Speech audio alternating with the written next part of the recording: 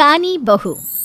किशोरी लाल जी के बेटे राघव की शादी की बात जगह जगह चल रही थी, लेकिन किशोरी लाल जी को कोई लड़की पसंद ही नहीं आती थी। और उसकी एक ही वजह थी, किशोरी लाल जी का लालची होना। उनको लड़की वालों से मोटा दहेज चाहिए था और इसी चक्कर में एक दिन वो एक बहुत पैसे वाले के घर अपने बेटे का रिश्ता लेकर पहुंचे। उस आदमी का नाम था ओम प्रकाश। देखिए किशोरी लाल जी, मेरी एक ही बेटी है और मेरी सारी संपत्ति जायदाद सब कुछ मेरी बेटी नैना का ही है। पापा, नाम से लगता है बहुत खूबसूरत होगी। कितना अच्छा नाम है ना, नैना। वैसे बात तो सही है आपकी। अब इतना पैसा है, ज़मीन जायदाद है, इकलौती बेटी, आप भी क्या करेंगे? सब कुछ उसे ही देंगे ना। बिल्कुल ठीक पहचाना आपने। बस बेटी की शादी और सारी जायदाद उसके नाम। पापा, बिना देखे हाँ कर दीजिए ना। इतना अच्छा रिश्ता फिर कहाँ मिलेगा? माला माल हो जाएंगे हम। मैं अपनी बेटी को बुलाता हूँ। अरे नहीं नहीं नहीं नहीं, आपकी बेटी का नाम नैना है, सुनकर ही लगता है बहुत सुंदर होगी।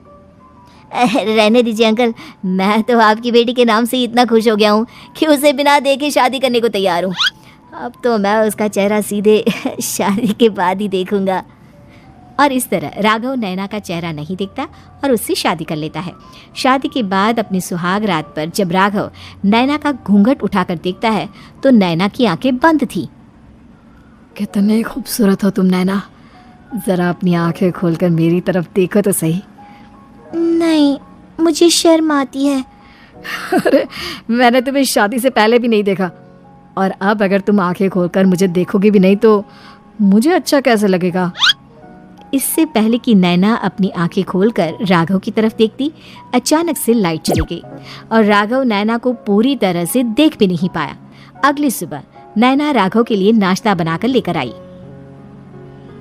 अरे ये क्या, आधा पराठा सेका हुआ है और आधा बिल्कुल कच्चा। ये तुमने क्या किया नैना?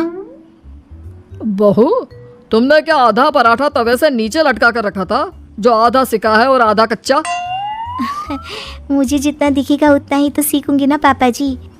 जहाँ जहाँ मुझे नजर आ रहा था वहाँ मैंने सीख लिया, जहाँ जहाँ नहीं दिखा वहाँ कच्चा रह गया होगा। इसका क्या मतलब है? ये कैसा मजाक कर रही है तुम?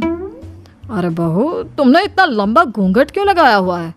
देखो, हमारे घर में बहुओं को बेटी की तरह रखा जाता है और फिर तुम तो इतना सारा माल लेकर आई हो। देखो, ये घूंघट डाल कर रखने की कोई ज़रूरत नहीं है। हाँ नैना, पापा जी ठीक कह रहे हैं, तुम तो आराम से रहो, अपना ही घर समझो। नैना अचानक से अपना घूंघट उठा लेती है। अरे ये क्या पापा, नैना की तो एक आंख फूटी हुई है। नाम से नैना, लेकिन ये तो कानी बहू निकली। मेरे साथ धोखा हुआ है, धोखा। बिना दिखाए अपनी कानी लड़की मेरे संग ब्याह दी। मुझे कानी बीवी नहीं चाहिए। मुझे अभी ओम प्रकाश जी से बात करनी पड़ेगी। आखिर उन्होंने मेरे साथ ऐसा किया क्यों? अरे, आप लोगों ने ही तो पापा से कहा था कि आप लोग शादी से पहले मुझे देखना नहीं चाहते।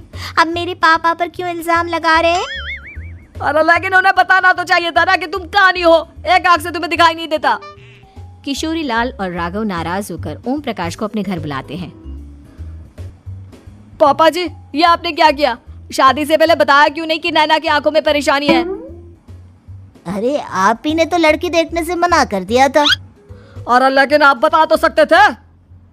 आपको तो हमारी बेटी की प्रॉपर्टी चाहिए थी, वो भी पूरी की पूरी। अब क्या हुआ अगर उसे आधा दिखाई देता है? प्रॉपर्टी तो आपको पूरी मिल गई ना। अरे ये क्या बात हुई? मेरी शादी प्रॉपर्टी से नहीं, आपकी बेटी से हुई है। अब ये तो पहले सोचना चाहिए था। तब तो मेरी प्रॉपर्टी देखकर तुम्हारी जुबान लप लप आ रही थी। लेकिन मैं कानी लड़की को अपनी बीवी बनाकर नहीं रख सकता। पापा, कुछ करिए ना आप। हाँ, करता हूँ। देखिए ओम प्रकाश जी, आप हमारे साथ ऐसा नहीं कर सकते। और तुम देखो, अगर तुमने मेरी बेटी से शादी तोड़ी ना तो जो भी प्रॉपर्टी मैंने तुम्हें दी है वो तो पूरी की पूरी वापस ले ही लूंगा और आधी प्रॉपर्टी तुम्हारी भी लूंगा। अरे, मेरी आधी प्रॉपर्टी भला क्यों लेंगे आप? इसलिए क्योंकि मेरी बेटी को आधा नजर आता है और उसकी नजर अभी तक तुम्हारी आधी जायदाद पर ही पड़ी है। अब तुम उसे घर से निकालोगे तो कुछ तो लेकर जाएगी ना। और अगर हम आपकी बेटी को अपने घर की बहू बनाकर रखे तो? तो तुम्हारी पूरी प्रॉपर्टी तुम्हारी ही रहेगी, और जो मैंने तुम्हें दिया है ना उसमें से बस मैं आधा लेकर जाऊंगा। अरे लेकिन अब आप अपनी दी हुई प्रॉपर्टी में से आधी वापस क्यों लेकर जाएंगे? अगर मैं आपकी बेटी को अपनी पत्नी बनाकर रखने को तैयार हूँ तो। इसलिए ताकि भविष्य में अगर तुम मेरी बेटी को धोखा दो तो उसके पास कुछ तो रहे जो पति का हो। वैसे मेरे पास तो बहुत कुछ है, लेकिन अपने पति की कोई निशानी तो उसके पास होनी चाहिए ना। अब अगर तुमने मेरी बेटी को कहानी कहा तो तुम्हें प्रॉपर्टी भी कहानी ही मिलेगी, पूरी नहीं। जमाए राजा। किशोरी लाल और राघव समझ चुके थे कि वो बुरी तरह फंस चुके हैं और अब उनके पास वहां से निकलने का कोई चारा नहीं है। अब समझ में आया ना, लालच बुरी बला होती है।